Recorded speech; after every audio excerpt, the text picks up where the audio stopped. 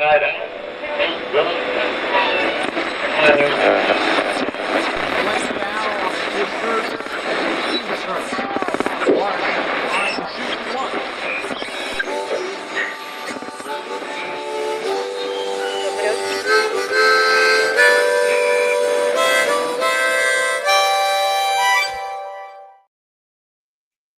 know what I don't understand? No. Any idea? I, I don't understand heat indexes. It's scorching on the East Coast right now. Yeah, I And saw and that. they're like the temperature is 92, but the heat index is like 104. It makes you feel like it's 104 outside. Why not just say it's 104 outside? I know there's science behind it. I don't want to know it. It just seems like a needless added step for me in talking about how hot it is because you got to say it's 92. But the heat index is 104. That's So dude, that's what's grinding my gears right now, Doss. that's very that's very funny because I think in the last week or two, I was having a conversation with a coworker and just talking about, because it's, we've had a couple of warm days to, over 90, and it's like over 90 here. And then if the clouds don't go away, you know what I mean? It can get pretty muggy. I've always been bothered when you look at a weather app or maybe you're watching the news and you get to the weather hour. Why do they do things like it's going to be 89 degrees? No, dude, it's going to be 90.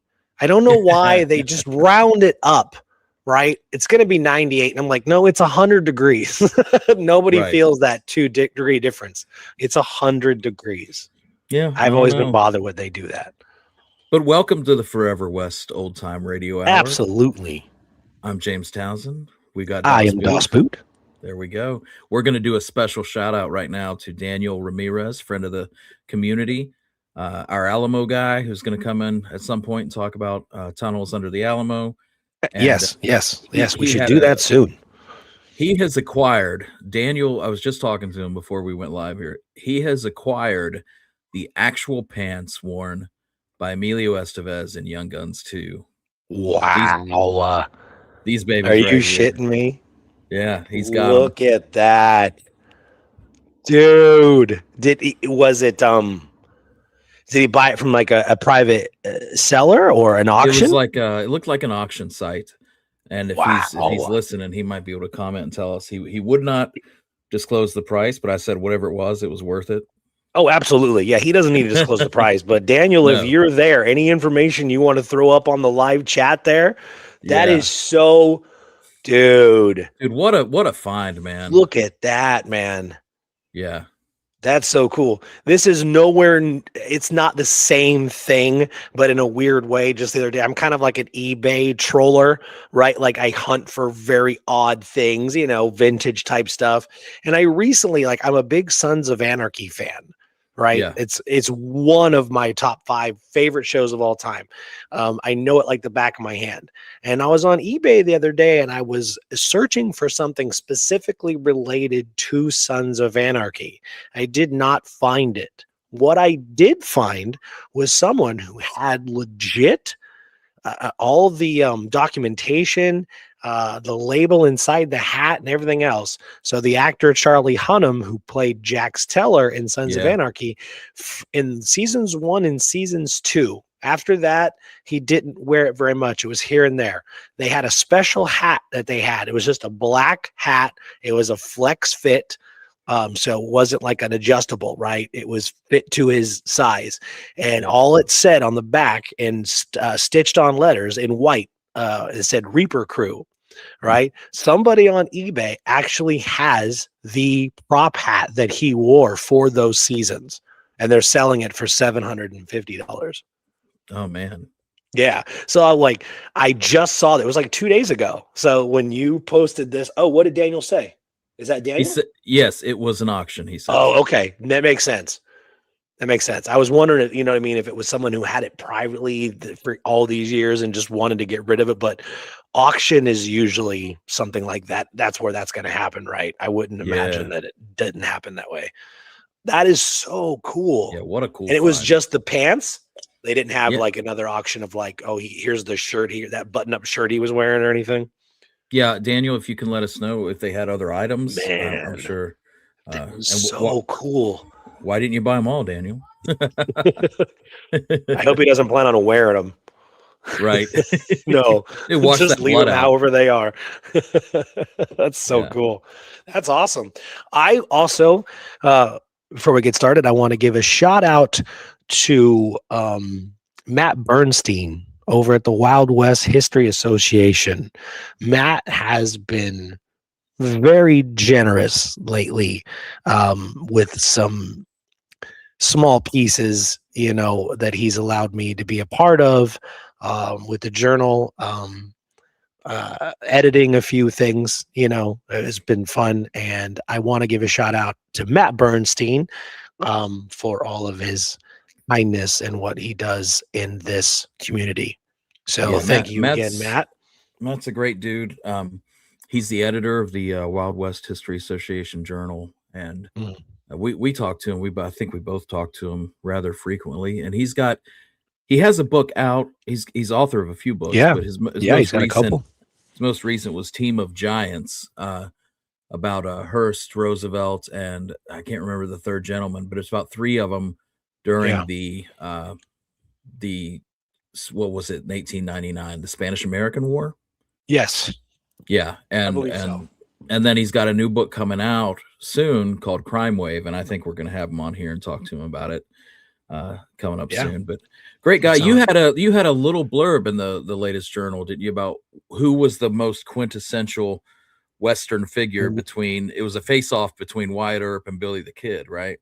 Yeah, yeah, it's something that the journal at Wild West History Association they've been doing, and it's called imponderables, right? Yes. So Yeah. just even ponder that. Yeah, so it was interesting, and he asked me if I wanted to write up something, and I did, and he even actually sent me an email back and saying, "How about this? Like, I love your answer, but let's kind of edit it a little bit." A And then true he sent. editor. Yeah. Right, absolutely. Within a few minutes, he sent me back what he edited it, and I'm like, "That's perfect. That's Yeah. perfect." So yeah, I'm in there in a journal, and it's when you get to that section of the Wyatt and Billy of this month's journal, it's there's a lot of people in this field that offered up their opinion. Roy Young is in there, John Bosenecker is in there. So Mhm. yeah, it's actually an honor to have my name in there included with, just a lot of people in this field that are giants in a lot of way, just giving their opinion.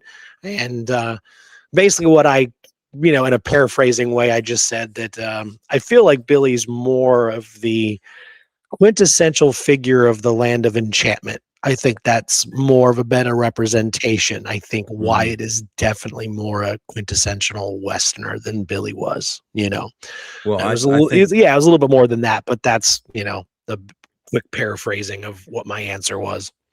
well, I think everybody knows that my entry into the Wild West area was Billy, and nobody can dispute my fascination and obsession and love of Billy the Kid, but I'd have to land on the same side you landed on. I think overall, Wild West world speaking, Wyatt takes the cake on this one.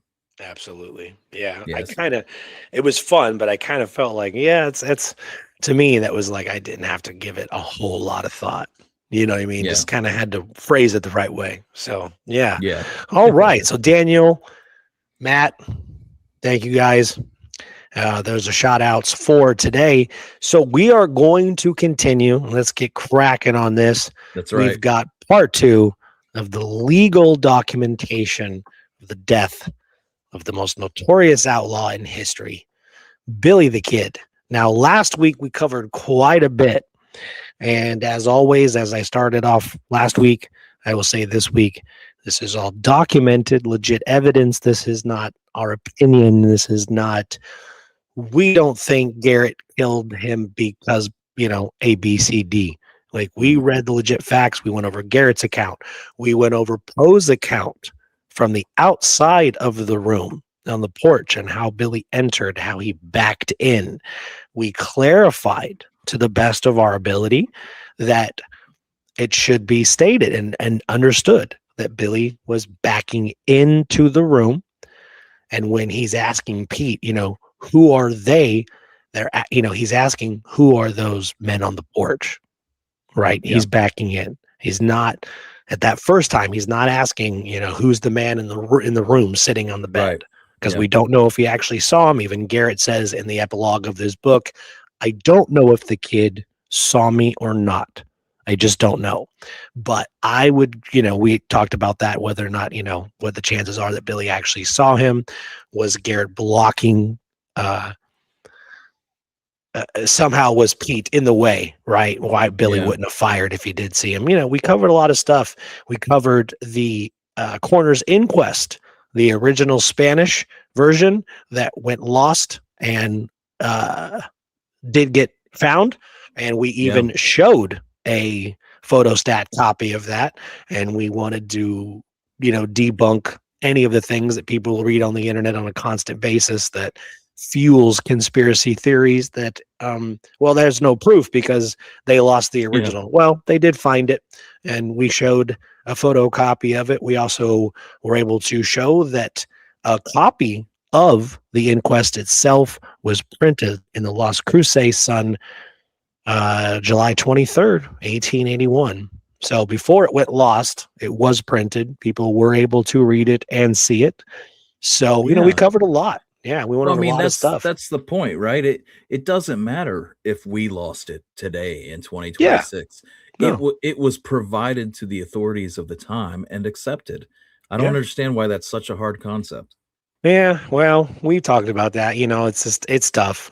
People really get fascinated with Billy and his, escapades and Right. Yeah. his legend, right? And the weight of New Mexico on his shoulders, that whole Yeah. thing. And I understand it. And I understood it, especially in the beginning, of this journey of mine.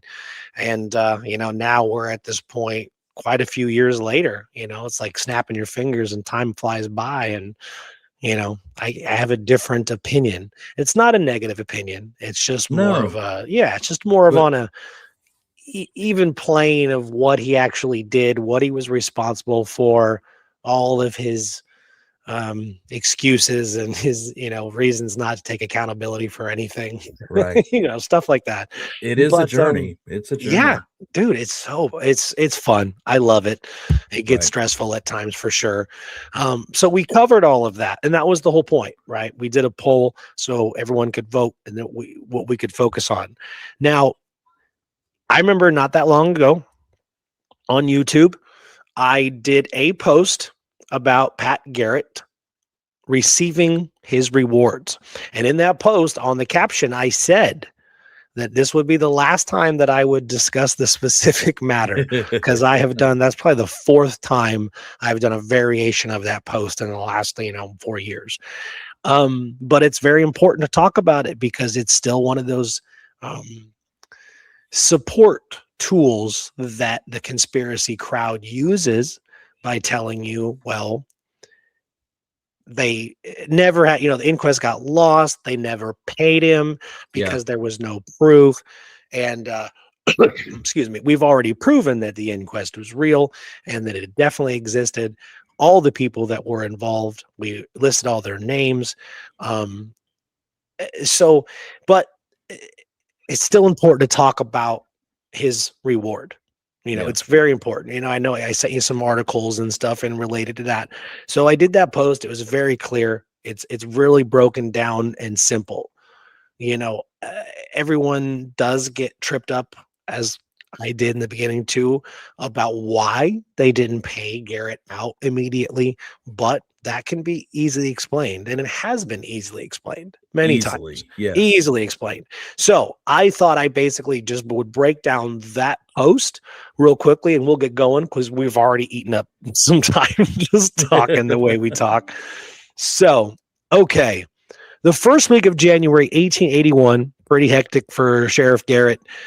Week previously, he assisted in the killings of Tom Folliard at Old Fort Sumner, Charlie Bowdry at Stinging Springs, and of course, followed by the capture of William H. Bonney, alias Billy the Kid. So Garrett heads into Santa Fe, and he's looking to collect the reward. January 1st, 1881. Now, even though this is for the capture, it's still important. Okay.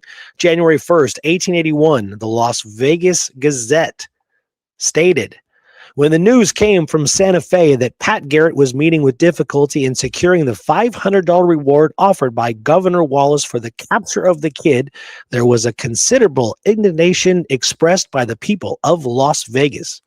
Acting Governor Rich did not consider himself justified in paying the sum in absence of Governor Wallace, and after the 5 guards had waited some time in the capital, M. Brunswick of this city came to their assistance. Mr. Brunswick succeeded in securing the $500 and gave it to Garrett, who gave his order on Governor Wallace. Acting Governor Rich, Mr. W.T. Thornton of Santa Fe, and Mr. Delaney of Lincoln County, who with Mr. Brunswick advanced the money. That's right. Okay. Very clear. And that's for the capture. That's for the yes, capture. for the capture. Right. Well, I want to go over that because they correlate. They absolutely correlate. January 12th, 1881, the Santa Fe New Mexican reported Mr. E.A. Fisk received yesterday from Governor Lew Wallace, now in the East, a letter enclosing the approved bill of Sheriff Pat Garrett for the reward of $500 for the arrest of the kid and his gang. Mr. Fisk turned the bill over to Honorable W.T. Thornton, who together with 1 or 2 other gentlemen had advanced Garrett the money due him, like we had just read. And thus they were paid back. Yes, absolutely. Okay.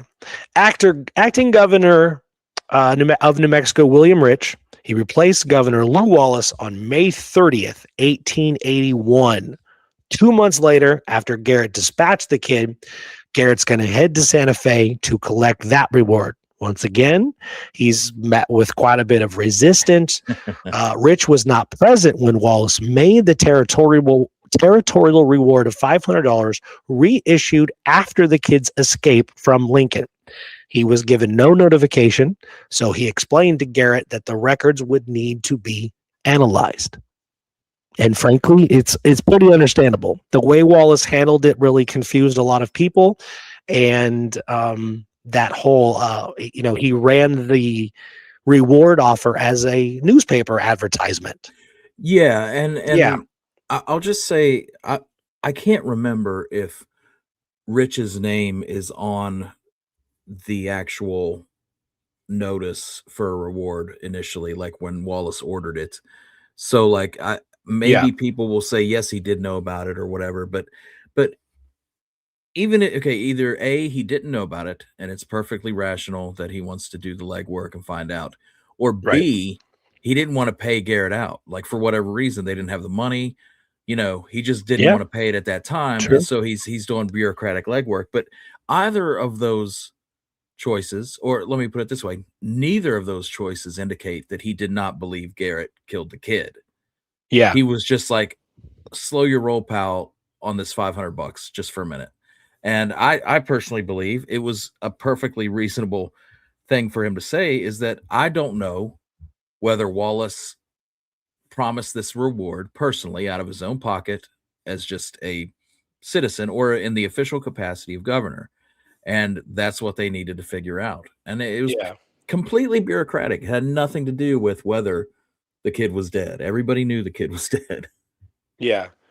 No, and it is interesting also too that Wallace is always blamed for it. Yeah.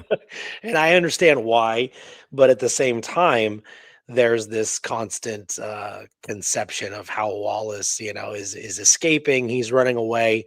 We don't want to get into a big, deep thing about that, but I think Wallace, it's very clear that he wanted out of New Mexico. Yeah, very he didn't quickly. care. No, yeah, he was not this involved governor.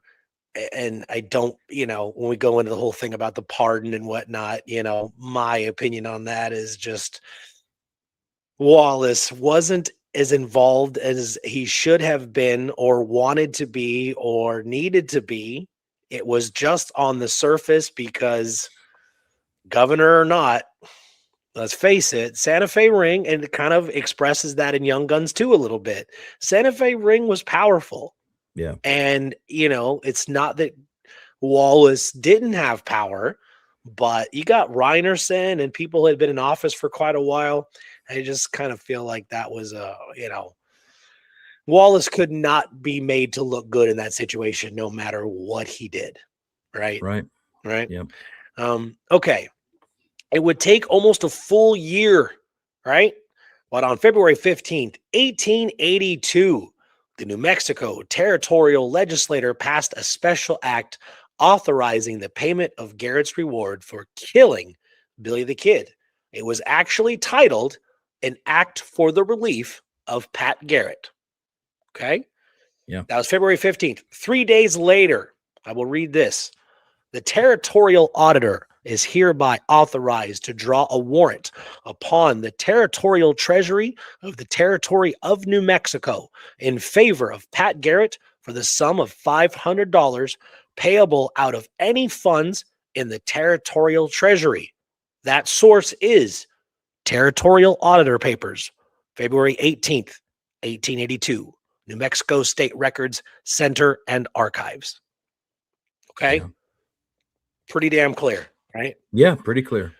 February 17th, 1882, the Santa Fe Daily New Mexican printed the following. The bill for the relief of Pat Garrett, sheriff of Lincoln County, which was offered in the Senate by Senator Thornton, was passed, and the death of Billy the Kid will be paid for.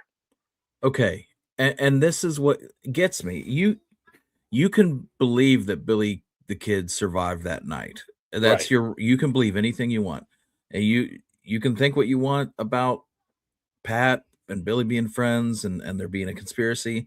That's fine. But I don't understand anybody who can maintain that Garrett was not paid the reward for the Yeah. killing of the kid, whether he killed the kid or not. I mean, black and white, clear as day. Garrett was paid the reward for the killing of the kid.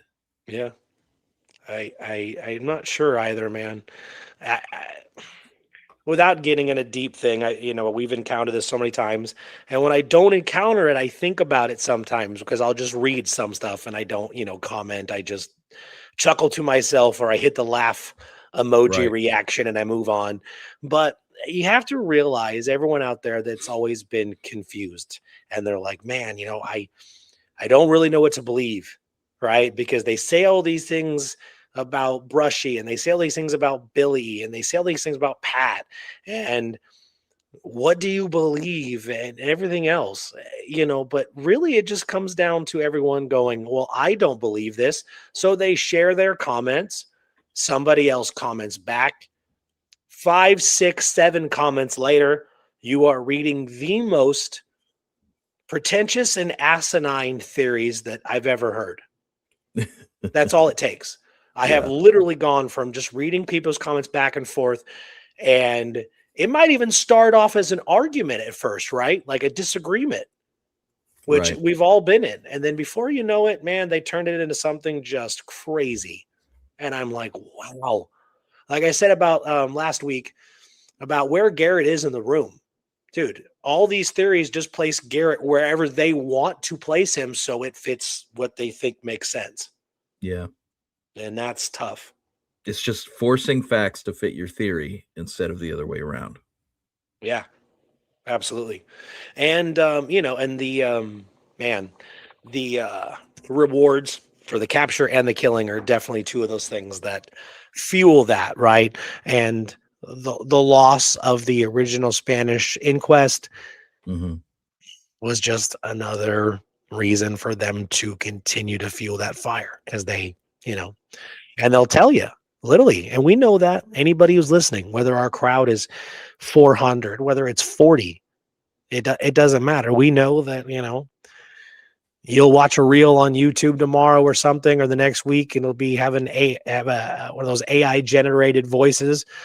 Billy the Kid, one of those things. And it'll tell you Pat Garrett never received the reward because a man named Ollie Roberts. And it's like, oh, shit. And then you'll have someone messaging you. And I say this from experience. I could do a post about something, give you the sources to an extreme level. But if someone reads something else, another group watches a YouTube video that says the opposite, I get sent that post or I get sent that video. Like I should explain myself. Yeah, it's like a mic Yeah. drop. That's getting old too. Yeah. This So, AI bot said it was a Mexican sheep herder that was killed. What do you say about that? what do you say about that, say? All right. So, moving on. Following day, February 18th, 1882, the Morning Journal out of Albuquerque, New Mexico, printed an article titled Legislative Doings. It fully explained the scenario regarding Garrett's reward and why it took so long for him to receive it. One sentence simply stated, the bill passed without any opposition. Okay. So yeah, I sent you a bunch of articles, photos that are all related to that. But yeah, I mean, they're all there. Anybody can find them. They're in several books. It's not up for debate. It's not. If you want to have a healthy, debate conversation with somebody that you are friends with and you have this kind of banter. But that's the thing. We have these conversations with people on YouTube or Facebook, and it's a healthy debate, but it's always the same. I think they feel like they can just propose questions that sound reasonable at first, right? And when you kind of break it down, you're like, no, I see what you're doing. I see what you're doing, right? And you just have to kind of be careful with that. But I mean, so there it is. Okay. Now, other than Garrett, whose lawman career would continue, he's going to become the sheriff of Donna Ana County. He becomes the El Paso customs collector, which he got that position by meeting with President Roosevelt. He did all these things, but no matter what, we've discussed this from 1881 until his death, Pat Garrett would always be considered first and foremost as the man who killed Billy the Kid. And every time he was being asked, I mean, even during the investigation into the Fountain murders, right? He's still being asked questions about killing Billy the Kid. I can Right? only It's just a imagine the fascination. Right? frustration. Yeah, the man just could not escape it, which is another thing for me that it kind of, I don't know, eliminates a lot of that. Well, maybe he felt guilty, and I was like, no, not at all. Not at all. I think he just wanted to move on with his life. Like, Yeah. we know Billy became much more of a legend and became as big as he is posthumously, right? Like years after. Yeah. Right. And I think Garrett, by that time, he dies in 1908 and he was still constantly answering those questions. And, like I'd point this out before, I found in between the 4 years that he was sheriff of Donna Ana County, 6 articles. I probably could have found more. 6 articles in those 4 years, all from either Texas or New Mexico papers that referred to him as the killer of Billy the Kid before referring to him as the sheriff of Donna Ana County. Yeah. So, he talks about Billy because he kind of has to for those years up until his death. Other than that, and but a lot of people know this, Billy's a ghost. They have forgotten about him. The world has moved on. New Mexico has moved on. Okay. He's kind of nothing anymore, right? That's the way it was. I think that's one reason why also that the legislature, when they were giving Pat the reward, they're like, he gets a $500 reward for killing Billy sometime in like August of 1881. And a lot Right. of these theorists will say, like, see, they didn't give it to, they didn't say July. Then that's somehow proof that it was a scam or something. And it's like, no, they didn't care anymore. They Right. knew it was sometime last summer. We don't really care about the month. They had moved on. Billy was a dozen steps below even a Jesse James at that time. He was just a rustler who killed 2 deputies and got away and caused a sensation, and people just wanted to be done with him, and they were tired of it. And that's why the only time Billy garnered attention in that time frame, in that pre-Burns era, was attention of a dime novel desperado. It was Right. someone you feared, someone who killed a person just to see him kick. And that's, that's the kind of thing. And I love Pat Garrett's quote where he says, I sometimes wish that the kid had got his work in on me. Like Yeah. that's how tired he was of it. Right. Yeah, I remember that quote. And he's just like, and this was like, a decade later. He's just like, dude, yeah, I wish I just would have been killed. It would have been Yeah. better off than having to deal with this for the rest of my life. Right. Yeah. So you had just mentioned Walter Noble Burns, and that's my next part. So we move on. So some years go by, right? Billy is not a thing. Other than Garrett being asked the questions as he continues his career, Billy's not a thing. Okay, so Walter Noble Burns publishes his book, The Saga of Billy the Kid, January of 1926. Approximately 6 months later, in June, an anonymous letter was mailed to the New Mexico Historical Society. The letter writer was an El Paso native, and the following was his claim, and this is how it starts.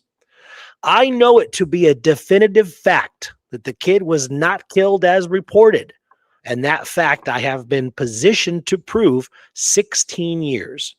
I lived in New Mexico some 35 years and had an opportunity to learn something of its history. In the year 1900, I was visiting an old timer who was present at the funeral and who declared that it was his belief that the kid was buried on that occasion. That aroused a suspicion in my mind, and I set about to learn the facts in the case. It took me Yeah. 10 years, but in 1910, I finally obtained the truth from two well-known New Mexico characters, both intimate friends of the kid and also lifelong friends of mine. One of them assisted in all the details of the kid's escape. He loved the kid like a son, for he had brought him from Texas to New Mexico and had befriended him through all of his troubles. The kid was well and alive in 1916, for I met him in company with one of those friends. There was a man killed, all right, but it was not the kid. And furthermore, Pat Garrett knew it was not the kid he had killed. I have no desire to get into public print. Hence, my name is not to be used in a public way. I would not object to telling how the kid's escape was planned and effected, but not over my name yet. Yet. And there you have it. Pretty interesting, right? Yeah. So you notice some things in there. What I notice about all so-called these accounts of Billy being alive and well in all these years, and there's so many of them. Nobody even really puts into account that, well, they would have had to have known Billy beforehand to know what he looked like. And after this happens, right, this anonymous letter, it gets printed in the national press, like it goes everywhere. Also, what happens is they start reprinting Billy's tintype. Okay.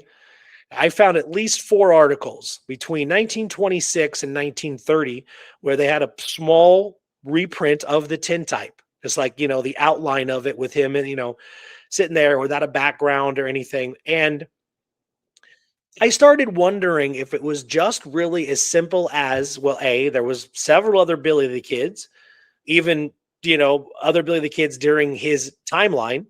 There were several more years after his timeline in New Mexico, in Texas. I always kind of wondered if, it was as simple as that, or is it the fact that his photo starts being shown in papers again, but you're looking at a black and white sketch from these, or an outline of the tintype, and it gets put in there. Maybe it's not great. And even if it's a little bit more clear, I seriously think that that's all it comes down to, is someone looking at that photo as it goes nationwide, after this letter comes out. Oh, he's alive. So then the story comes out, and I seriously think it comes down to those who go, I've seen this man. Yeah. I've seen him.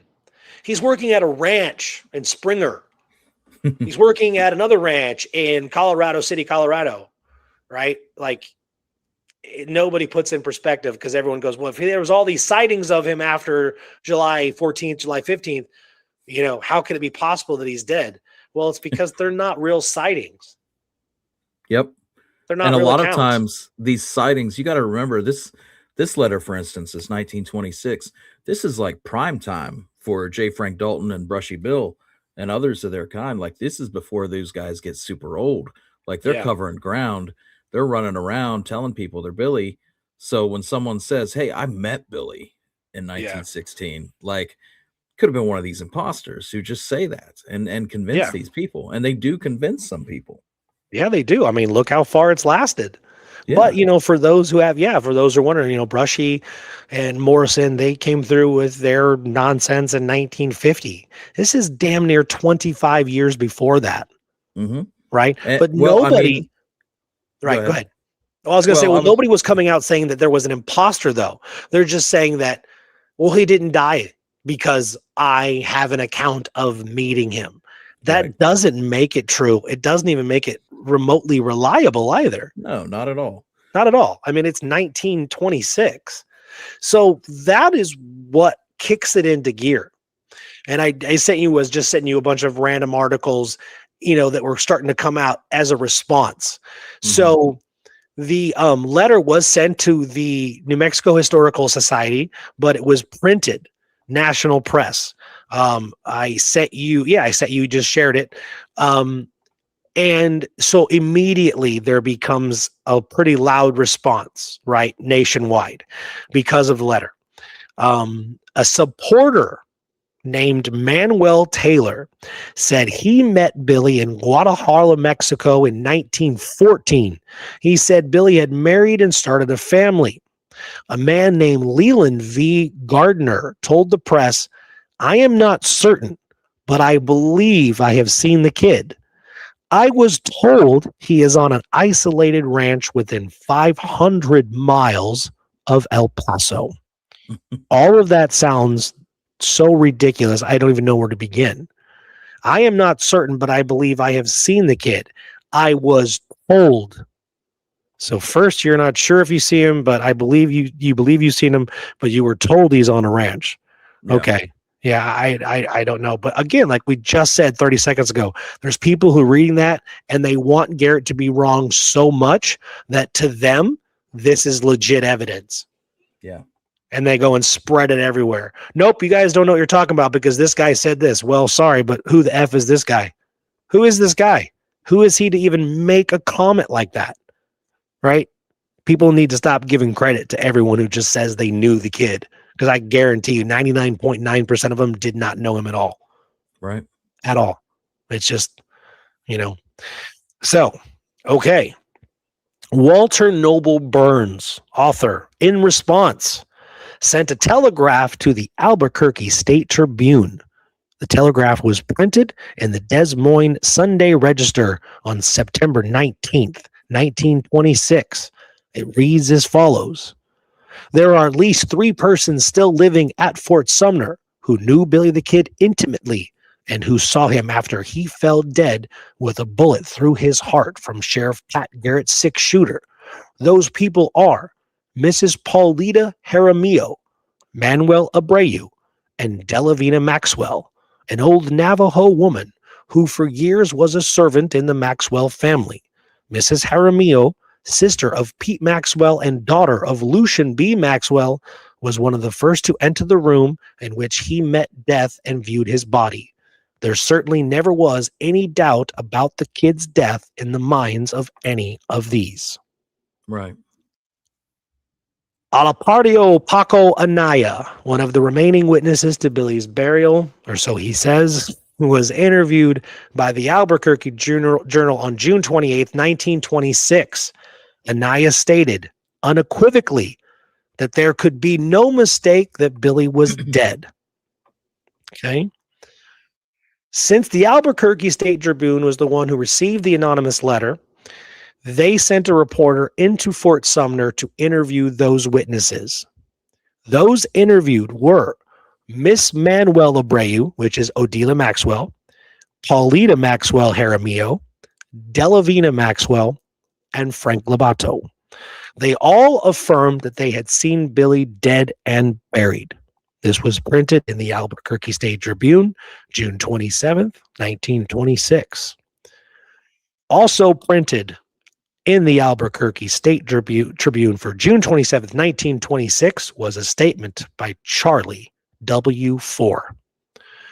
There need be no further controversy concerning this matter, as there are numerous people yet living in this community who knew Billy the Kid intimately and viewed him in death and witnessed his funeral. I have lived here for 44 years and know the facts of his life and death, and shall be pleased to cooperate with any representative you may send here for the purpose of securing affidavits relating to this controverted fact. Yeah. And those are Charlie's words. And do you have that photo of Charlie leaning his hand on the grave marker? Do. It's a great photo. Yeah, I love this photo. Charlie W4. So Charlie was one of the ones that helped with the money for the PALS marker. And there is Charlie leaning his hand on the marker. That photo was taken the day that Anaya, Silva, Otero, and then what was the other one? 4? Damn. Yeah, that's right. 4 was there. That's right. Yeah. But 4, it should be said, he arrived in Fort Sumner about literally like 3 months after Billy died. So he was not in Sumner there, but he very quickly became a like master of the history of that town. So Charlie was there for years, and he had a realty business for a while too. Charlie was a upstanding citizen of Fort Sumner. Did Charlie end up with one of the tintype copies? Yes, and then it burned down. Remember, his house burned in like 1911, 1912, something like that, and he ended up with Delavina's copy. Man. Mm-hmm. So yeah, everyone, there's a quick little tidbit history there. Yeah, one of the tintypes Billy gave to Delavina before Delavina passed, or as she was passing, she gave it to Paulita and the mother, Liz Maxwell. And even it was said in all the articles and sources I have come across about that specific thing, for whatever reason, it ended up with Charlie 4. I don't know exactly why. Maybe he just wanted it. Maybe they gave it to him. Yeah, but then his house burned down, and so did Billy. Oh, what a shame. So I know, man. But at least we know, though, Yeah. On June 26th, 1926, former New Mexico Governor Miguel A. Otero said to the El Paso Herald, I was at Fort Sumner in 1883, 2 years after Billy passed out with his boots on, and talked to a number of persons who were at the wake, including young women who had danced with him many a time. And today, not one of them entertained a suspicion that there was a pinch hitter at the funeral of Billy the Kid. Billy is as dead as a 45 through the heart could make him. I love that. Yeah. And it should be stated that the anonymous letter writer from El Paso was never heard from again.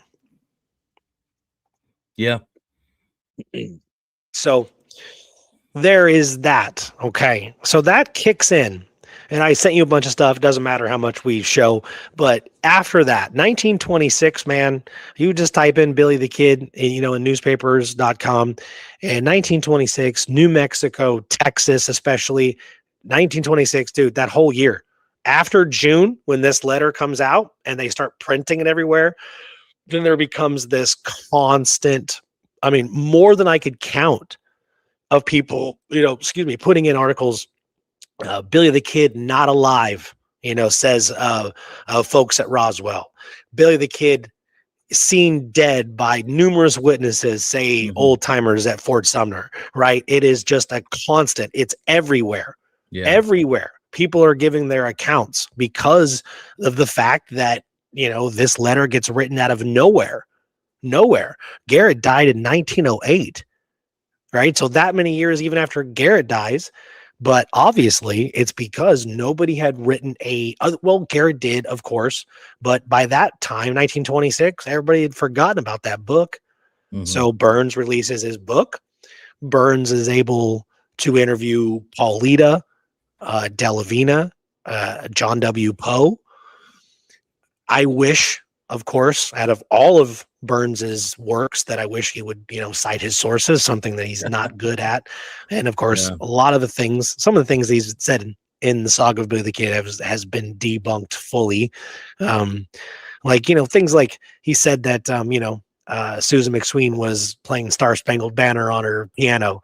And Right. even she told Jay Evans Haley, like, you know, like I would be so devoid of sentiment to play it in such a grave, you know, situation. So Yeah. she's pretty much has summed up, you know, that's nonsense. So you have to wonder, in 2026, can Burns's book really be considered as a like true reliable historical source anymore? You know, I don't know. No. But it Aside from various quotes that he cites in there, which I don't even think you can fully trust them, but I've always looked at Burns' book as more of a novel, a historical novel right. than anything. I mean, it's such a hybrid, and I think the ethics of writing history at that time, it was okay. It was morally okay for a history writer to sensationalize a little bit, try to make a little money. I don't think he Sure. had a problem with it, and it's obvious that that book is a hybrid. It's a historical fiction novel with some embellishments. Absolutely. Absolutely. I remember reading it the first time and you're like, oh wow, did they really say this? Years later, man, I really have my suspicions. I Yeah, think one of the biggest ones is the quote that he attributes to Sally Chisholm about what she says about Garrett and Billy. yeah, It's a great quote. It's almost too good. yeah, I And get it. anybody who knows that, you know, we'll have to share it someday. I've shared it before. It's been a while, been a few years, but it's a powerful quote. But to tell you the truth, like I said, there are some sentences in that quote that makes me wonder, like, I don't know if she would have said that. Now, Yeah, do I know the truth? But no, it just sounds a little off. I So know. there's that. Now, okay. Now, what's all going to start happening after 1926? Quite a bit of is that you have the remaining individuals from Fort Sumner who are still alive. A couple of them are very close to death, you know, Delavina, Paulita. But you have Miguel Otero's book, The Real Billy the Kid. And this was the first opportunity for those to read what the Hispanic view was of Billy and how they saw him and Right. firsthand accounts of that night, right? We're gonna, because it's, you know, we're making the time, but, you know, if this is one of the things we just got to get everything out and get it done, I want to cover this because this is big. This is a big deal. What starts to happen is these specific people. We got Paco Anaya, Jesus Silva, Delavina Maxwell, and Frank Lobato. Okay. They start giving their accounts. They give, you know, their account to Miguel Otero when he's researching his book. They say certain things. Then they're going to end up saying many different things along the way to different newspaper articles. So those who are well in the know of these accounts that come from these individuals, some out there have used it as an automatic gateway to go, well, Garrett was lying. I knew it. These people are saying this. But in reality, as you'll see, Garrett never, ever once wavered in his story. All of the different accounts don't come from Garrett changing his story, Poe changing his story, Pete Maxwell changing his story. Nothing. It comes from the residents in Fort Sumner, as we will clearly see. Okay. So this all needs to be very, very clarified so everyone knows. Okay. And we're, you know, as quick as we can possibly do it. So in his book, I Buried Billy, Al Policarpio Paco Anaya, Fort Sumner resident and friend of Billy Bonney, said that it was Delavina Maxwell who entered the room first. This is his quote. She then took away the pistol that was in Billy's hand and put it on the bureau. And then she took his knife and put it away in the bureau. However, in 1933, Paco Anaya told the Santa Fe New Mexican that Billy's gun was a 44-40. I saw Pat Garrett pick it up and place it on a dresser. Okay. So it goes from there's still a pistol there, but now Delavine is not there. And now Pat Garrett is the one who picks up the pistol. Right. I also want you guys to really listen to that detail. She took away the pistol that was in Billy's hand and put it on the bureau. And then she took his knife and put it away in the bureau. Why? Why? That's the most ridiculous thing.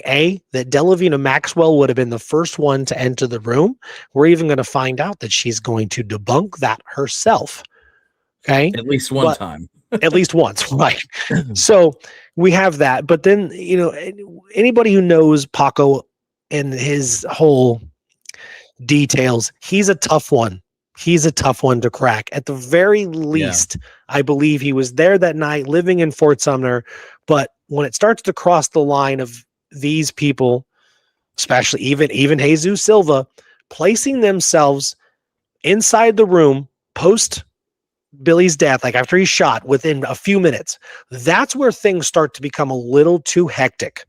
And there's Paco Anaya. I think Paco would win the award for like inserting most mud into the water. Absolutely. Paco, if anyone is not aware, Paco is the one who originally, and the only one, I've never seen this anywhere else because it's horseshit. Sorry, but it's horseshit. Paco is the one. Speaking of this Paco subject, Chris Farrell asks, Doss, what do you think about Paco's grandson's account about some of Billy's moments and how he mentioned Garrett using a shotgun to gun the kid down under a bench, I'll add. Is that Paco or is that? Yeah, it's Chano Silva. That's Chano Silva. But I believe it was Paco's grandson. Yeah. Oh, was it? Yeah. Or, a lot of people think Jesus Silva, but I do remember Chano saying Paco a lot. Yeah. So. Yeah. Well, that's the thing. I don't. That's what I mean. When someone can change their story that many times and then say things that are just, ridiculous. If you remember correctly, Paco's also the one that said that, what did he do? How did one of the things that Billy did to escape the courthouse? He shoved something up his keister. A key, I think, or yes. a knife. No, it was a knife. A knife. Give me a break. But we have people out there that will buy into that. They'll buy into anything, right? Yeah, he shoved a knife up there, and then in the outhouse, he got it out and used it to get the cuff off. Right. Well, there's also been a lot of hearsay too, some of it facts, some of it not, about how Paco's book came about. For years, I was always made to believe it was his diary, but then I found out as of in the last year that that's not true at all. Yeah, it wasn't his diary at all. He wrote that at an advanced age, I believe. Yes. It seems like a lot of it could be things that were told to him over the years, and he just kind of added all those memories in there. I'm not sure. Yeah. But that's one thing, right? So he changes from Delavina to Garrett as far as picking up the gun, picking up the bureau, but he places Delavina there first. Okay. Both Jesus Silva and Delavina Maxwell, they told Miguel Otero for his book, The Real Billy the Kid, that Billy most positively had only his butcher knife when they first observed the body. But in 1938, Jesus Silva told Jack Hull from the Clovis News Journal that he witnessed Billy's body with a knife in one hand and a pistol in the other. Right. And in 1938, Silva didn't mention Delavina Maxwell going into the room. In fact, he removes her altogether and states he was the only one who went in while Garrett and others waited outside. According to Silva, only he went back into the room and removed Billy's body with no mention of Paco Anaya or Delavina Maxwell, and Paco said, then Pat and his two companions came in, and then we all went in, as many as we could fit. Yeah. Okay. And there's that, was it Jesus Silva who also had the candle story that they couldn't see inside, and so someone sent Delavina around the house outside to get a candle and put it on the windowsill. Yep, I got that right here. Yep, it's coming up. Okay, so both Jesus Silva and Delavina Maxwell told Miguel Otero that Billy, most positively had the knife. We got that. Okay. Now, Delavina and Silva both told the account of them going in the room together to Miguel Otero in 1926. But 1 year later, in an interview with J. Evans Haley, Delavina Maxwell threw a major curveball. This is what she said. I came here about 1869 was here when Billy the Kid was killed.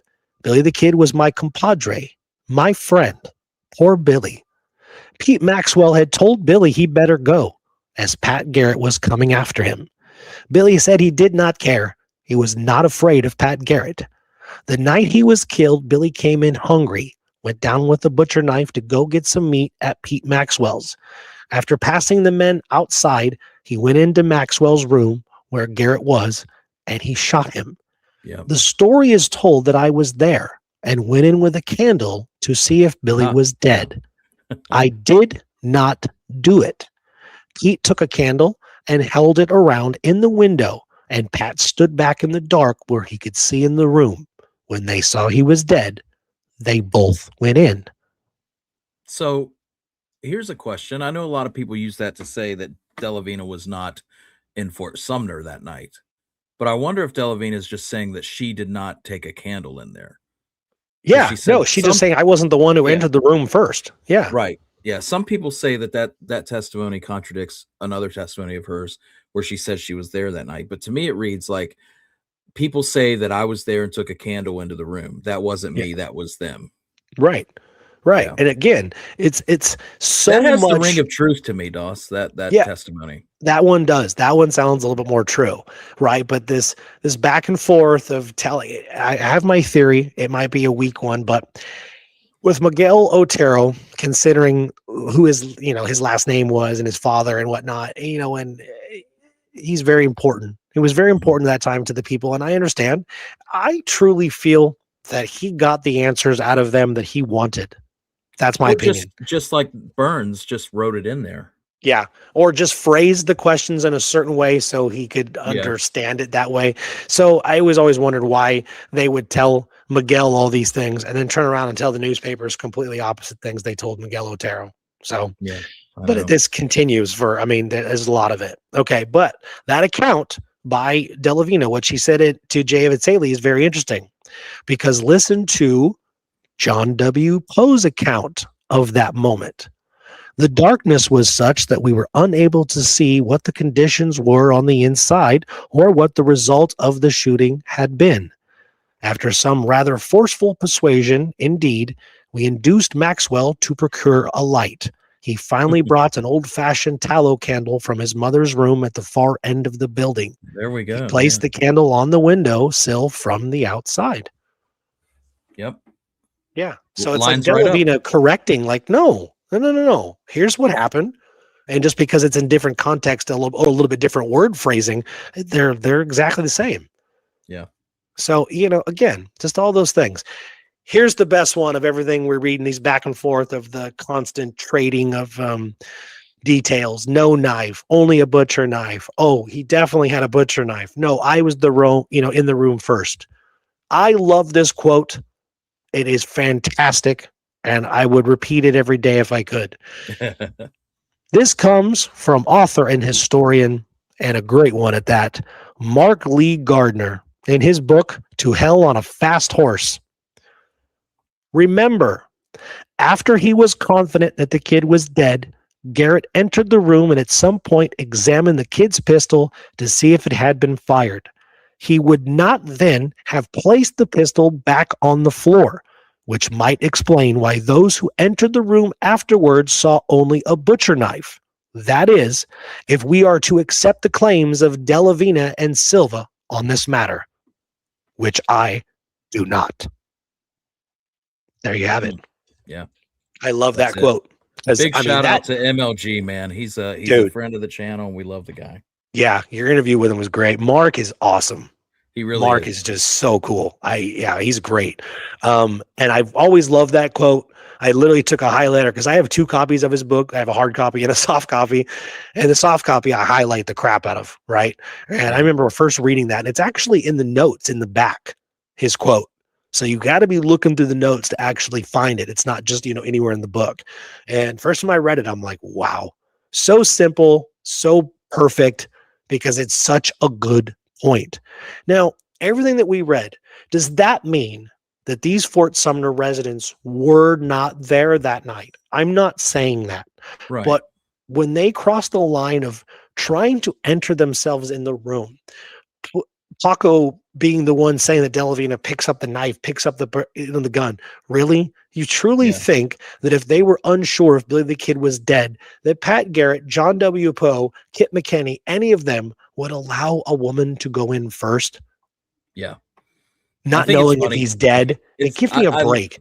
I love to imagine all those guys standing outside the room. They don't know if he's dead yet, and nobody wants to go in. Yeah.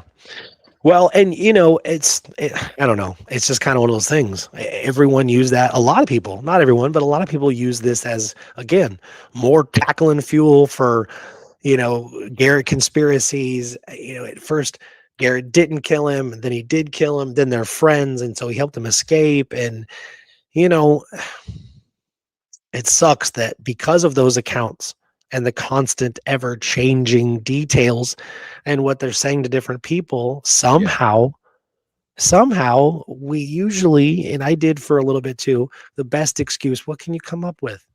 Well, Yeah. they were much older. They were, all of them are going to pass in the next 3 to 4 Oh years. man, anybody who's been around old timers, they Yeah. know the nature of old timer storytelling. I Yeah. mean, there's no mystery there. They're going to throw themselves into the narrative.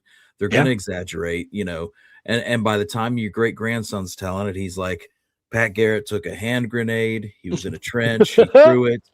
Things blew up. Flamethrower. Yeah. They napalmed Fort Sumner. It was Right. just chaos. And It's nuts. yeah, It's nuts. and what bothers me about the accounts, you're gonna have discrepancies. It's just even like Colin said a little while ago, that in any chaotic circumstance, you're gonna have conflicting testimonies. But those conflicts don't necessarily lead straight to, oh, Billy wasn't killed that night. And I'll give you an example. I was talking with Michelle Pollard, our Jesse James expert, the other Right. day about the show, and she asked, about a certain discrepancy about whether Pat would have recognized Billy's voice. And I went back and I looked at all the supposed interviews that Pat gave after 1881 about Billy's death. And you got to take those with a grain of salt, because sometimes you have to suspect the reporter would add or embellish. But Right. in some of these interviews, in fact, in most of them, Pat says, I immediately recognized the voice of the kid, and I drew my gun and fired. Or Pete didn't say anything, but I knew the kid's voice. The only account where Pat really says that Pete spoke up and said that's him is in the book, which would have been the one of the most recent from the incident itself, 1882. Right. So, Right. and we speculated, there was that article that came out right when the kid was killed, when Garrett makes his way back to maybe Las Vegas, or maybe Santa Fe, but I think it's Las Vegas, and they ask him about Pete, and the article, I believe, is even called Pat Exonerates Maxwell. Yeah, we And covered that. Yeah. Yeah, and he tries to convince the crowd, the people, that Maxwell was not a friend of the kids. So at this time, the kid is an outlaw. It's not a good thing to be associated with him. And so I No. wonder if Pat, if this is one of those, if you want to talk about conflicts and stories and why people change their tale, if Pat really did recognize the kid, but he was putting Pete into more of a position of prominence by letting Pete say that's him, to help distance Pete from the fact that he was harboring an outlaw. Right. And Yeah. that's all that discrepancy could mean. It doesn't mean Billy didn't die that night. But Yeah. people give discrepancies for small reasons like that Right. can cause conspiracy theories 100 years later. But Right. maybe he was just trying to make Pete more involved so people wouldn't think he was harboring an outlaw. Yeah.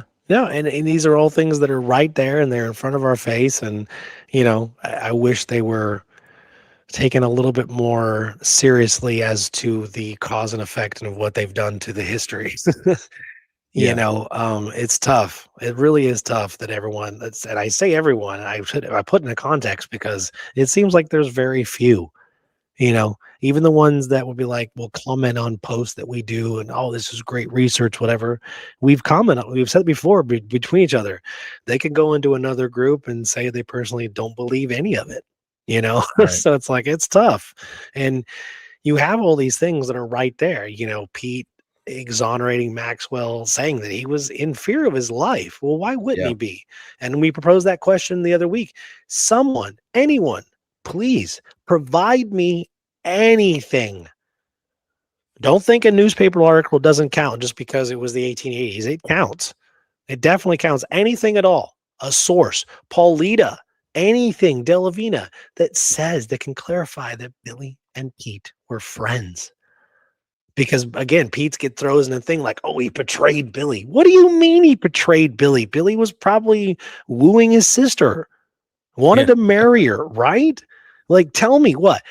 He's in there, didn't Billy? I'm sure at one point in his career, and we can't go back and do that now, but I'm sure Billy stole cattle from Fort Sumner too. Yeah. Right? And I wouldn't doubt it at all. If your sister is just head over heels for Billy and they run off, what's the chances of her getting killed in a Stinking Springs scenario? Dude, absolutely. Absolutely. You've got to be concerned for your sister. For real. Absolutely. Yeah, let's close it down. I mean, I've got a few more things that are good quotes. Well, this is something honestly, we can do a part 3 and keep, resolve it the way we need to. I thought about that, but it really would just be like trying to take credit for, not credit. I mean, that's the wrong term. Trying to analyze and debunk all these sightings and all these newspaper articles that continue between the 1930s. Then he dies down again for a while, and then after Brushy, man, in 1950, 1951, Billy's all over the paper again. But it's a lot of it is negative stuff because it's all the Brushy stuff. And I definitely don't want to do an episode all on Brushy. I mean, I feel like we've given him enough attention as it is just in the last couple of months. So, with the Swain stuff and the William Carr stuff. So, there is that, but I think we're okay. I think we'll close it down. I mean, as far as documenting his actual death, it doesn't come down to just Garrett's words. There's lots of people who have a lot to say. This is something that goes back to 1881. I actually came across it in between last week and this week, and not for the first time. I just had kind of forgotten about it, and something that is not brought up very much. Because again, it's just a couple sentences. However, July 18th, 1881, Las Vegas Gazette. Then it was reprinted in the Daily Gazette out of Colorado City, Colorado on July 22nd, 1881. An inquest was held the next day, and as was known to all in the country, there was no doubt that the kid was really dead. The foreman of the jury, Milner Rudolph, in a timely communication to the Gazette says, "This news is true, for I was foreman of the jury of inquest, and know it was the kid's body that we examined." Wow. Yeah. Dulce, I don't think I've ever heard that. Yeah. I had forgot about it. It's in Dave Thomas's trial book. Oh, very cool. Yeah, one little couple sentences. So I forgot about that. And in my mind, I'm like, I have to find that. It actually took me a day or so of going through my books going, shit, where did I see that quote? Because I couldn't remember the newspaper article and nothing. And last night, before I went to bed, I grabbed David's books and was like, okay, it's got to be either in the grave book or the trial book. And I went to the grave book first, and it wasn't there. It was in the trial book. So, nice. Well, so again, but something that never to close on, man. Man, something that never gets mentioned, But there's all kinds of stuff, man. There's all kinds of stuff, we could, go through. March 1932, another one of my favorites, Florencio Chavez, a known friend of Billy and the Regulators, and one of the 4 men sent to retrieve John Tunstall's corpse. He quoted to the Frontier Times, "He is dead, my friend Billy. Old Silva knows, and I am sure. These stories of another being killed, of the kid slipping away, they have come with late years. My friend Bill, he is dead." And who said that? Florencio Chavez. Oh, okay. Wow. Yeah. I mean, there's a lot, I had one more thing, and we can cover it really quick. And I think this is very interesting. We won't go into a big, deep thing about it, but we know that they're going to try to mark his grave, right? In 1930. So April 1930, Billy's grave location identified by Jesus Silva, Paco Anaya, Vicente Otero, and Charlie Four. However, At the time, there were no surface indications, so the men used remembered distances from remembered landmarks. J.T. Perkins, the man who would later pour the concrete curbing around the gravesite and on Billy's grave. He Yeah. would testify. He has an account. It was a newspaper article in 1931. The day that these gentlemen got together, and they could not remember. Everyone knows that, I think, for the most part, that it was not exact for obvious reasons. Delavina was dead. Pat was dead. Paulita was dead. Almost everyone involved was dead. So Most of the they had to buildings are remember. gone, you know, the Yeah. landmarks. Oh, yeah. The buildings are gone. Everything's gone. Yeah. The floods have, really messed up the grave. And so this starts to happen, but a lot of this, we know that's not exact. However, we do have some great information by TJ Perkins. So TJ Perkins is going to state that on that day, the gentleman, and he names them individually by each last name, could not agree on an exact location. And TJ Perkins states that when they all stopped, they were about 12 feet apart.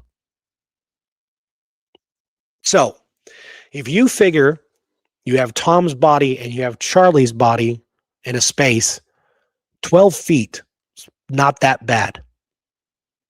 Just considering what they had to work with. I think that's, like, again, we know it's not exact, but I think I'm really willing to be okay with that number. And there you have the map of Charles Dudrow. Okay, we'll go through that too. So because of that, a lot of historians and people enthusiasts, they conclude that the location is completely wrong. Okay. Yeah. In 1906, Charles W. Dudrow won the contract to disinter the soldiers from the Fort Sumner Cemetery and relocate them to Santa Fe. Dudrow attained the job by being the lowest bidder. He agreed to $15 per body. Besides the difficult task of removing these remains, Dudrow had to supply the cemetery administrator with a hand-drawn map. The map marks the location of Billy's grave and his two gang members. The map provides the best historical documentation of the graves at that point. Now, the obvious discrepancy when you look close at the map is that Dudrow has, they're not, that Billy, Tom, they're not in a neat row, right? One gang member's grave is located beside Billy's, but the other gang member's grave is located several feet west and south of Billy's. So also Anaya, Silva, Otero, and Four were not aware of the Dudrow map that was made in 1906. It didn't even become available to historians until the 1990s, right? So one thing we'll close out, I think, is really cool. Scott Smith, monument manager of the Fort Sumner State Monument, carefully compared the location of Billy's grave on the Dudrow map with the location marked today. His conclusions are as follows. The result of the comparison of the position of the current grave marker and the placement of Billy the Kid's grave, as indicated by Charles Dudrow in 1906, is that the current placement is consistent with the location marked on the map. The measurements do not agree exactly because the cemetery was enlarged when the current wall was built, probably so that it would include the burials that Dudrow mentions being located between the original adobe wall and a surrounding barbed wire fence. The cemetery seems to have grown by 5 or 6 feet on all sides.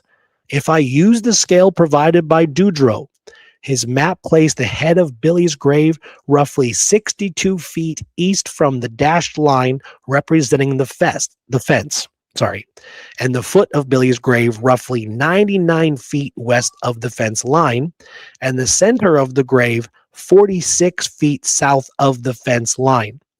The actual measurements from the existing wall were 62 feet, 95.5 feet, and 49 feet, respectively. In other words, the placement estimated by Silva, Otero, Four, and Anaya was independently corroborated by Dudrow's map.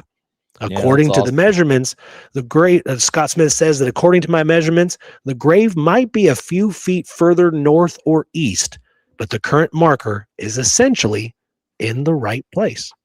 What do you think's going on here with these lines drawn from Billy's grave to all this? I wonder what that signifies. I've never understood. I have asked the same question because it seems so obvious in the map that maybe it's not right, doesn't seem right. I always wonder if maybe someone made those lines later. I'm not Yeah. sure, but that's a good question. But everything that I just read from Scott Smith, that comes from the Bosque Grande Memorial Monument Library files, August 28th, 1999. Very cool. So now we know from that too that the whole cemetery expanded quite a bit too. Yeah, and Chris said that one way to tell if it's Billy if the coffin was open was that he was dressed in an oversized shirt, and Colin says not sure the shirt would survive. Right. It's hard to tell what would be left, even if bones would be left at this point. Yeah, I think very true. that's part of the controversy is that we saw from our Mad Hatter episodes what Yeah. just the decay rate that came from what 1930 Yeah. to the 2000s, and we're Right. talking a lot more decades of time and wear. So Yeah. yeah, that'd be wild. Yeah. And and anybody that's we didn't mention it, I've done it so many times. But the floods and stuff. We've talked about that again. Anyone that is very, very convinced by that, I mean, just dig a little bit, go into it. One thing I know for sure is with Charles Dudrow, the other part of that, his map making and one of his jobs to, disinter those soldiers. He disinterred 22 of them. 22 Yeah, of them. We know their names, we know their ranks, everything, because of how much of them were still intact. Now, right. for anyone that's like, well, how do you know the floods didn't wash away the bodies? Well, because Dudrow disinterred 22 men. To believe that somehow Charlie, Tom, and Billy are just the automatic three that would be the ones that Washed weren't there away. or were washed away. Yeah, there's that.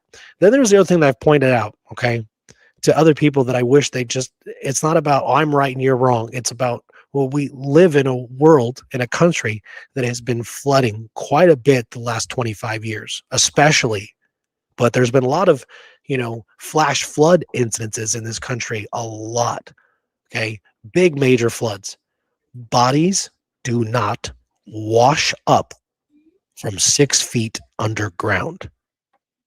There are no reports of anything of that ever happening in New Mexico, and those floods are so well documented. And anyone who says that that's not true, that information can't be found. No, it can be found because the floods practically destroyed the Pecos. So it was covered everywhere. There's nobody with an account of bones floating down. Okay, we know at the most that the flood destroyed a lot of the markers, but everyone should know that at this current time, when Dudrow is there after the flood, Billy's marker is long gone anyway. Billy's original marker is gone. Okay, so he doesn't even have a marker for many years, many years. But we also have Garrett visiting the cemetery 1 year after the major flood in 1905, right? He was there with Emerson Huff in 1906. This is the place. Yeah. Yeah, this is the place. So even with the floods and the damage that had done, the buildings being gone, Garrett, of course, of all people, would know exactly where they were buried. It's just one of those things. And we also know there are other accounts too in Miguel Otero's book, The Real Billy the Kid. Anyone out there who doesn't have the book, it's definitely worth getting. It's definitely important to the history to hear all these accounts, but you will hear in other accounts in that book, a couple of newspaper articles as well before they passed, that Delavina and Paulita, they could actually describe in steps exactly how to get to Billy's grave. But the year came when it was time to mark his grave, and everybody had passed. So that information was gone. So I do understand that, our 4 pallbearers are very old men at the time and, couldn't quite remember and couldn't quite agree, but I'm still okay with them coming as close as they did. I'm okay with it. You can't have everything. Absolutely. You can't have everything. You can't. And, it Right. sucks and I understand, but, you know, we've covered a lot. And I guess you close it out by saying that we present history the way the history is recorded. When we want to give our opinion, or, like, hey, we don't exactly agree with this, well, it's going to be stated. But Yeah. we're not saying this information and putting it out there for all of you to go, oh shit, well, I'm dumb, I should have been doing it. No, it's, you believe what you want. You take what you want from it. You know what I mean? I understand that newspaper articles are not 100% true. If you read all Yeah. this stuff, all the articles that we've posted, or you read them and go, look, I know that this is legit and I know it's there, but I just have this, this irking feeling that it didn't happen the way Garrett said. And I completely understand, and I've been down that path. But guess what? Every road, no matter how deep, the other so-called evidence, quote unquote evidence that Billy wasn't killed, falls apart instantaneously. No matter what, it's gonna fall apart no matter which road you go to. You will end up having to force things to Yeah. make it work. You will have to change the events of the Lincoln County War. You'll have to change characters. You'll have to do things in order to go, well, no, this is what I believe. And people got to realize, when you read comments on YouTube, even on some of our comments, it's just people's opinions. These aren't people that are, out there, um, these, like the brushy crowd, especially, they're not out there giving evidence that completely debunks anything that we've said, right? Yeah, It's I just mean, that's hearsay. that's the Yeah. thing. Like you said, we report history as it's been recorded.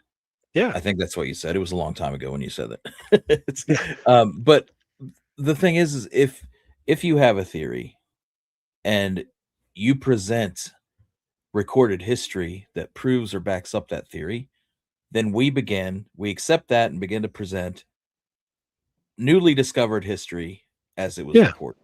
And that's Yeah. how it works. And I've been corrected before. Everybody's been corrected before, and if it has the backing and the support, you adjust and you move forward. And if you Yeah. don't, if you just think, and again, I'm, even if you want to think Billy the Kid survived that night, that is your prerogative. To make that official history, though, you have to document Yeah. that fact. That's going to be hard because if somebody fakes their death, they're not going to want to be found. I understand that. But what I don't want people to do is say Billy the Kid survived that night because there's no coroner's report, Right. because Garrett was Yeah. never paid a reward. No, definitively 100% there was a coroner's report that established legally the death of the kid, and Garrett was paid a reward. If you still want to believe the kid survived, that's fine. That Yeah. the conspiracy works around that, whatever you want to do, but those can't be the reasons. And that's the reasons that William V. Morrison gave. That's the reasons that modern day proponents give often. And it's Right. just, it doesn't do, because recorded history does show that these things happened. Yeah, absolutely. And like I said, it's recorded history. We're not trying to say that all of it is 100% truth that you read, especially when you get into the other outlaws. I mean, so it's just as bad, the Yeah. Jesse stuff, the John Wesley Hardin stuff. Oh, I the mean, Butch and Sundance stuff. oh, dude, yeah, what do you believe? Like, I Yeah. get it. I get it. But again, it's about examining the sources closest to the actual timeline, to the men who did it.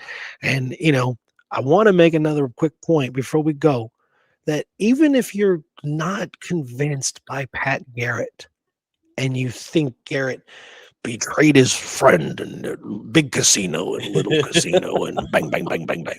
Okay. Just stop. Okay. Like I get it. I understand, but remove Garrett just for a second. And I don't mean remove him from the scenario, because he's definitely the scenario. I mean, he's the man that ended his life, but just put him outside the crowd for a second. He's standing over there, just fiddling with his gun, smoking a cigar. You still have John W. Poe, Pete Maxwell, Milner Rudolph, Alejandro Segura, Antonio Saavedra, everyone, all the coroner's inquest jury, everyone who witnessed that body. Why is that not enough? Delavina, Paulita, You know what I mean? Manuel Abreu loves Maxwell. Why? How could you, you know what I mean? Like I said, so even the people who don't believe Garrett, he's always, it's Garrett. Garrett did it. Garrett's a coward. Garrett's a liar. Why does nobody ever call John W. Poe a liar? I'm still losing him. Big Bang, bang, bang, casino, bang, bang. little casino. Bang, bang, bang. Yeah, dude, that thing has always bugged me, but little Young Gun's too fun there. It's fantastic. Yeah, but I mean, I always say I understand, but sometimes I don't, I guess. I don't. I understand wanting to believe that how cool would it be that this badass outlaw kills two Yeah. guards and escapes and achieves that. Then he dies in a dark bedroom, you know what I mean? And everyone goes, well, how does he die that way? There's no way. He's too much of a badass. But right off the bat, you are already putting him on a pedestal Yeah. to make it seem like, well, all outlaws survive their timeline. No, they don't. The real ones, they die. Yeah. Sorry, they die. I mean, documented history, they die. Yeah. I think one of those biggest ones too, even though he's going to be after the timeline, after the turn of the century. But I think one of those ones too is like, he does get comparisons. John Dillinger. Dillinger has always been one of the most interesting, gangsters, and thieves of that time for me. No matter what's been written about him, legends, misconceptions over the years, he seems to me to be, honestly, of that era. To me, he's like one of the last real outlaws, one of the Yeah. last real ones. Like that guy, I mean, he was smart, he was efficient, but at the same time, he could not let go of the ego. He couldn't let go of he knew that everybody was trying to catch him, and look how much he got away with. I mean, there's that legend, and whether it's rumor or not, that he was walking in to police precinct and literally, no one knew who he was. He had his little Mhm. mustache and his hat and his sunglasses, and he reportedly was able to, look at these investigation boards that had all these, pictures of him and that kind of stuff. And I mean, if that's true, which I would like to think it is, just because of how brazen it is. Yeah. But, I think that's all comparison to that outlaw lifestyle. You know what I mean? These guys Yeah. just can't, they're not going to give up that life. No, it's the And rush, man. right, And exactly. they And said there the is same thing, I differences. believe, about Jesse James, that when he was under the alias of Howard in St. Joe, Yeah. that he would, directly interact with the city marshal and ask them how the James case was Yeah. coming along, that kind Yeah. of thing, that rush. Yeah. I mean, and serial killers do that too. Right. Right. There's quite a few of them, right? Gacy was like real friendly with the police in his neighborhood. Another one that always got me too was the guy from Alaska, the butcher baker, Robert Okay. Hansen. Guy had it was the guy who oh man, they have fictionalized him in TV shows and stuff. He was the one who captured mainly prostitutes and dancers, strippers, Okay. prostitutes, things like that. Women he didn't feel had any family, didn't have people looking for them. And he was doing this, I believe, late 70s, early 80s. And he would capture them and then hunt them in the woods from his cabin and shoot them. So he would have he would interact with the cops Yeah, and that because kind of he thing? was he was known as the butcher baker because he had his own butcher establishment and a bakery, and all the cops that would come in there, he would feed them donuts and talk to them, and they Right. literally would talk about the case of Sure. investigating his Yeah. crimes. Yeah, There's it's that outlaw rush, and yeah. it's I think So that's why Billy would have never stayed quiet. right. All of this is relevant to like, how do you think a young man with his panache, his flair, and just Right. you really think that he just disappears and stays quiet, and then somehow in 1950, out of all times, someone comes forward and says this, and I'm sorry, but it doesn't work that way. It never does. It never does.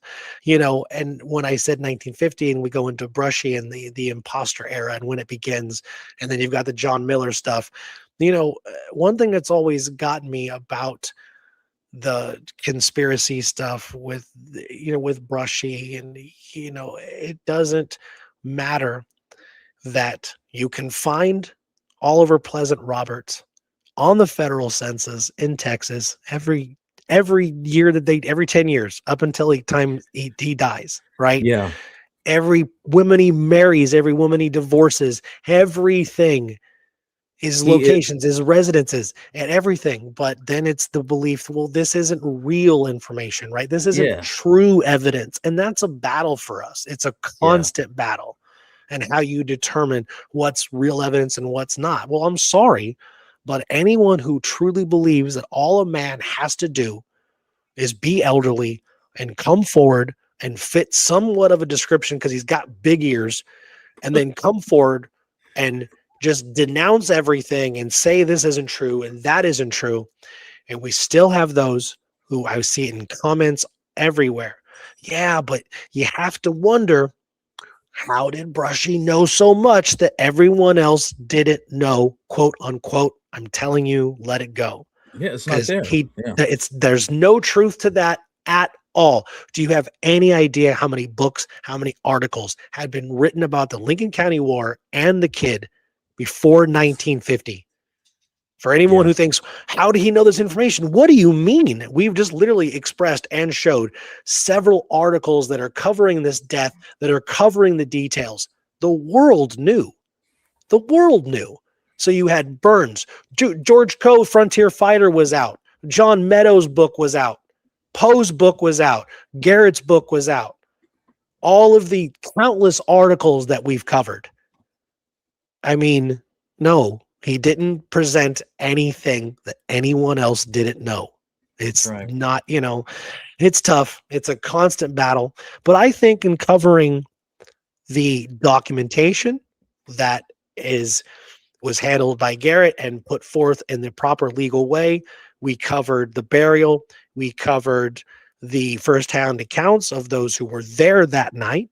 We covered the coroner's inquest, lost and then again found. Um, and we have all the details and the gentleman who found it. We even know his family. I mean, we've covered a lot of things, and I understand that at the end of it, a lot of people could still go home with the opinion of, I don't know, I'm still on the fence. I just want it to be true. I Yeah. understand. I get you. I wish he had.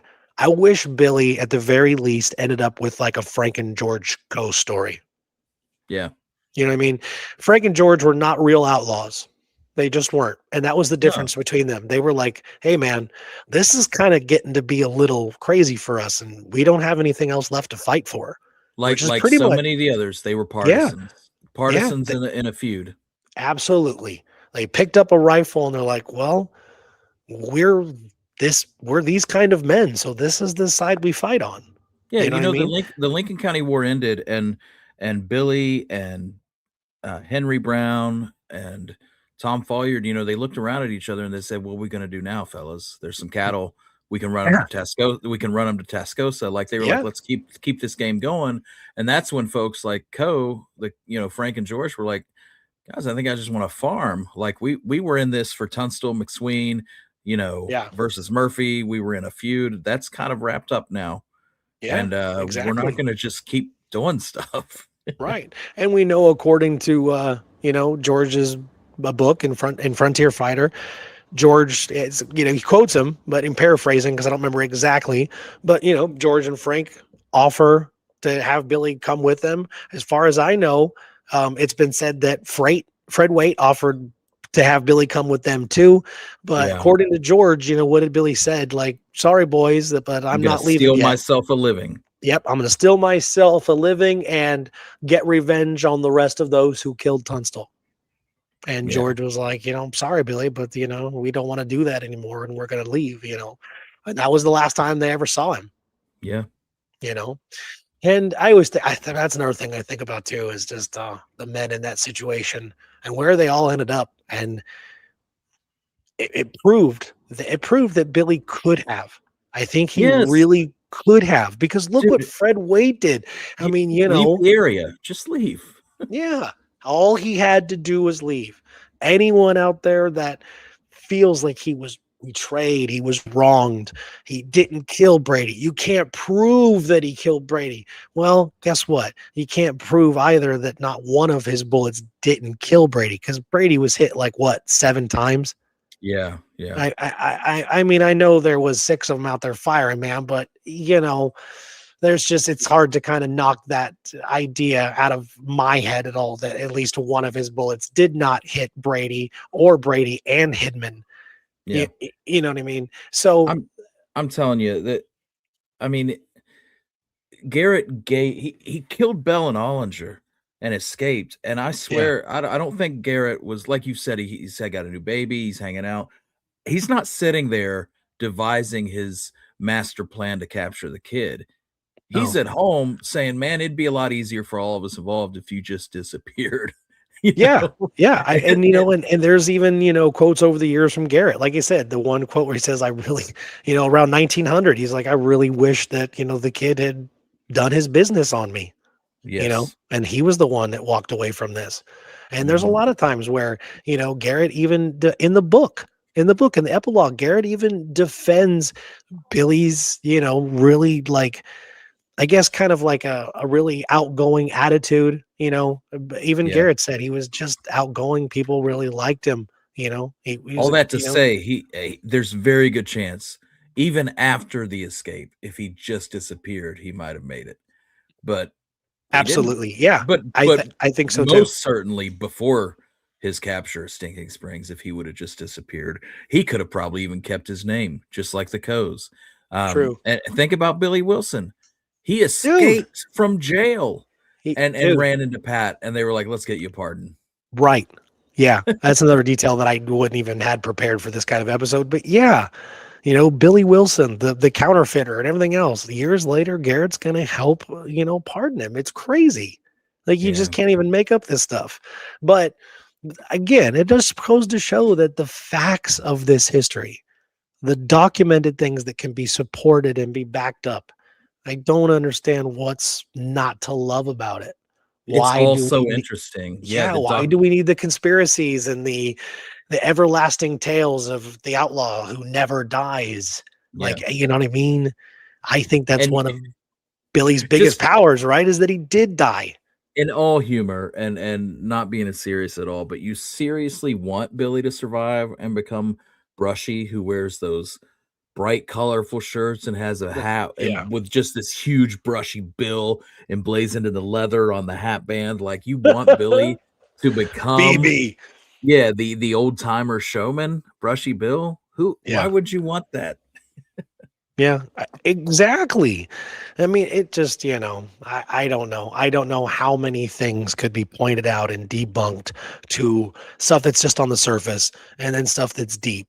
You know what I Yeah. mean? I mean, to the supposed photo that's him as a Rough Rider, like that, I did that research myself. Others have done it.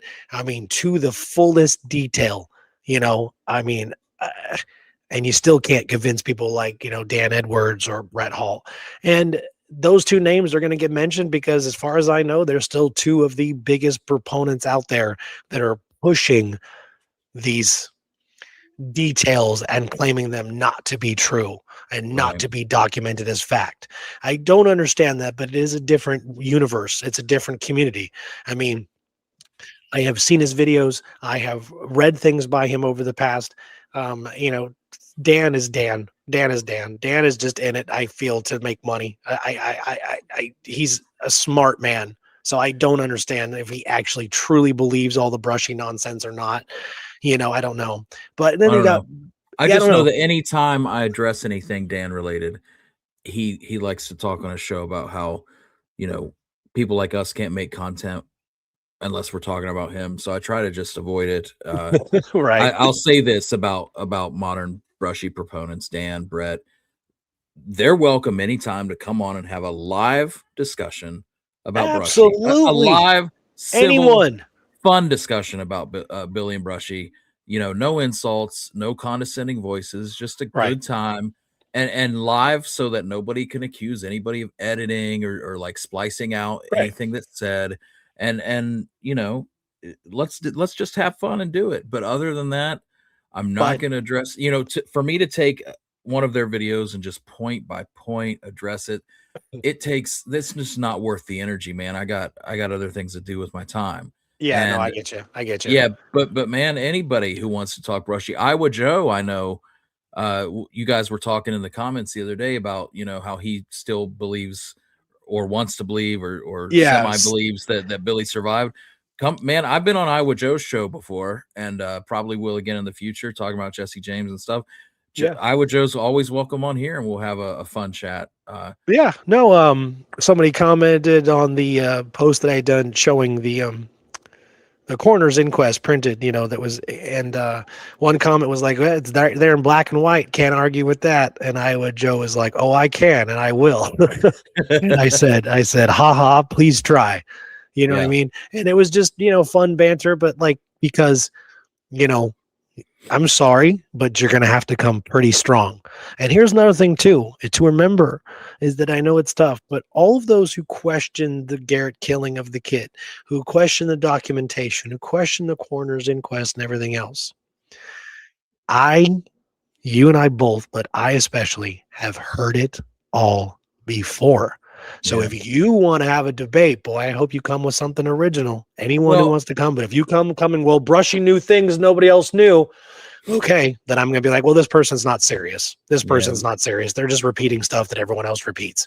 I'll I tell want to you, hear new things, my biggest weakness with brushy and all of that topic is that I have researched it so much Yeah. and verified it to my satisfaction that I've left that behind. And Yeah. so, if I need to say, oh, well, brushy did this or that, or here's my counterpoint, I don't really have those sources anymore. I've got a huge brushy scrapbook, but if something occurs to me that might not be in that or in my Yeah. notes, I've just left that behind. I mean, I've done it. I'm not out here trying to make a job out of it. So I satisfied myself that those Yeah. guys aren't Billy. So I just left it behind. And so when it comes to like a formal debate, I might not be able to provide the sources, but I'm still down for a good, fun conversation. Yeah. I do want to shout out real quick, Kathy, if she's still watching or listening. She sent us a tip. I appreciate that, Kathy. I saw it and didn't overlook it. So just a quick shout out to her for donating to the She cause. donated. Yeah. Yeah. Awesome. Well, thank you, Kathy. Yeah. That's awesome. We appreciate that. Chris Farrell says, Doss, if you were warped back to that night, would you try to approach the kid to warn him? Mm.